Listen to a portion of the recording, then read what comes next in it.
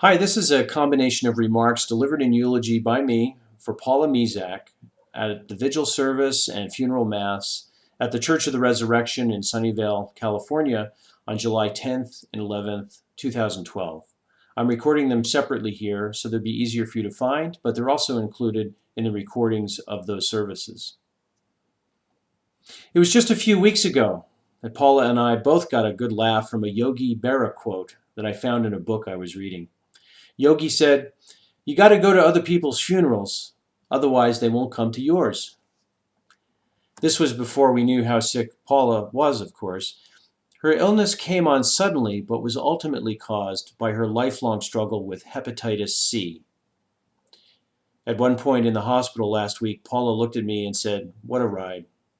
So here are some highlights from our life together as I remember them. As some of you may know, we were from the same hometown in New Jersey. Paula went to the Catholic high school, and I went to the public one. We didn't meet until late in our college careers when we sang together at a concert with our respective college glee clubs. We sang the Hallelujah Chorus from Handel's Messiah at St. Peter's Cathedral in Worcester, Massachusetts. That evening, my men's glee club served dinner, and we entertained the girls with several songs by a smaller a cappella men's group that I also belonged to at the time. Our closing number was a song called "Good Night, Little Girl, Good Night," and the lyrics went something like this. "Good night, little girl, good night. I hope you get home all right. Each kiss was divine, and with each glass of wine, I thought I could win you most any old time." And to spice it up even further, we each picked out a girl in the audience to look at when we sang. I picked Paula. Later, I saw Paula standing alone, and I pounced. I worked up my courage and went over and spoke to her. Not only was she from New Jersey, and not only was she from the same town, but her grandfather, Charlie, worked part-time at my parents' bakery after he had retired from owning his own bakery. We had so much in common, it seemed like destiny had finally put us together. If you thought Paula just had nice eyes and a cute figure like I happened to notice when we first met, then you'd miss the depth of her sweet nature. It took me 5 years, but I finally convinced her to marry me. Recently, we moved to Lake County here in California, to a wonderful home with a dramatic view of Clear Lake. It's an extremely peaceful place, and we both loved getting up early to watch the sunrise over the lake. Mornings were best, and when Paula had the most energy. It was nothing for her to throw together a batch of scones for breakfast. The hepatitis C caused her to be tired most of the day, and certainly in the early evening. And yet, she went on hikes with me and cross-country ski trips. She even skied a 10-kilometer race at Bear Valley. What a trooper.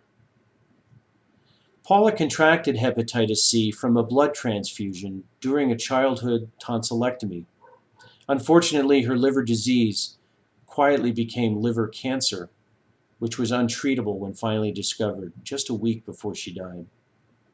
She passed after spending less than a week in excellent hospice care at Sutter Lakeside Hospital in Lakeport, California, surrounded by me, the kids, her sister Joanne, brother Leo, and even our Labrador retriever Ruthie was there.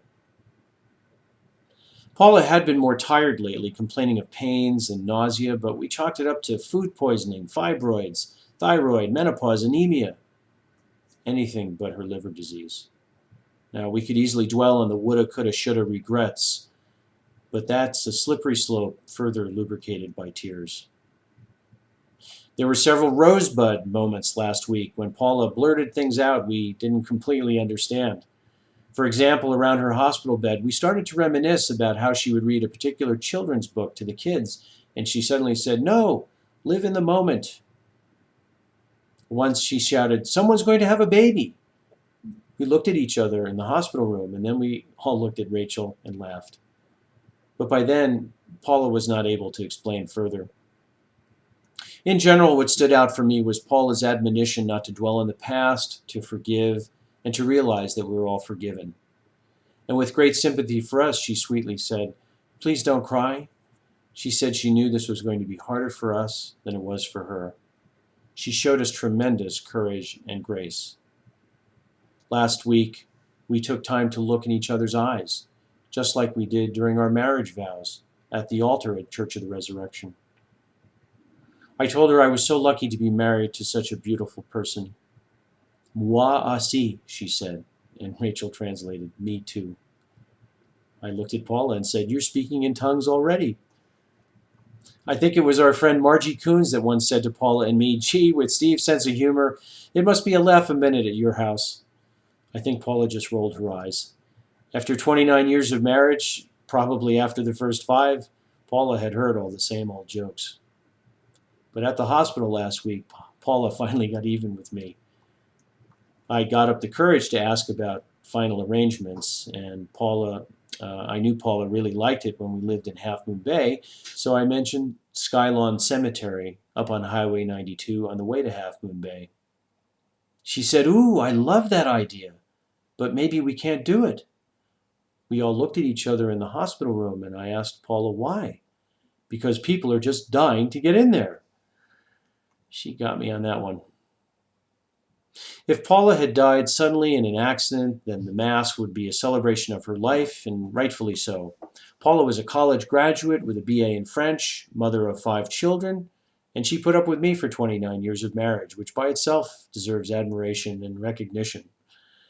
But Paula's life here on earth ended in a very different and meaningful way.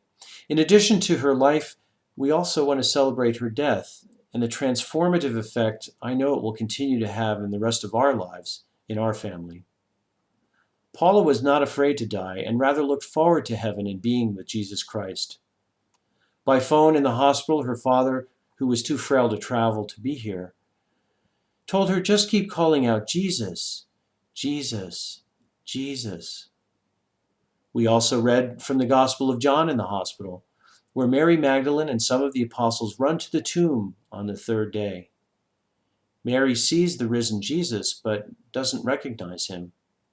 Then Jesus says her name, Mary, and instantly she cried out, Rabboni, in recognition. So I told Paula, don't worry, you're also going to hear Jesus calling your name. But even a blind man could see that Paula was overflowing with grace and didn't need proper procedures or magic words to get into heaven. Paula was always reading books about spirituality, though, and on her nightstand we found that she had just read Into the Light, a book written by a doctor with stories of pre-death experiences of patients at a hospice in Houston. Paula was completely prepared. Last week, Paula said she was afraid that she was not vocal enough about professing her faith. We assured her that she had in the many loving and unselfish things she did for friends and family. We all loved Paula more intensely in the hospital last week than in all our prior time with her. My advice to you is don't wait to say I love you aloud to your friends and family, and treat strangers with love and kindness the way Paula always did. So Paula, let me say to you one more, good night, little girl, good night. One more, I love you, and a huge thank you for a wonderful life together. In closing, let me share one final thing Paula said last week to all of us. Paula promised, I'll see you all in heaven soon. But then she added with a smile, but not too soon. Take your time.